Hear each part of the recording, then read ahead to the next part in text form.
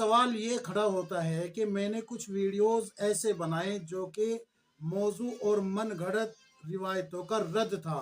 यानी कि मैंने कुछ ऐसी रिवायतें बताई कि भाई ये मौजू और मनगढ़ंत है, ये भी मौजू और मनगढ़ंत है, वगैरह वगैरह। मसलन जैसे कि आप सल्लल्लाहु अलैहि वसल्लम के सर पे कूड़ा डालना, इसकी कोई सनद नहीं है। इसी तरीके से आप सल्लल्लाहु अलैहि वसल्लम का एक गठरी उठा के बुढ़िया की और वो लेके जाना, इसकी भी कोई सनद नहीं है। इसी तरीके से वो चक्की चल जाने वाला वाकया, इसकी भी कोई सनद नहीं है। इसी तरीके से आप सल्लल्लाहु अलैहि वसल्लम का तंदूर में रोटी लगाना, इसकी भी कोई सनद नहीं है।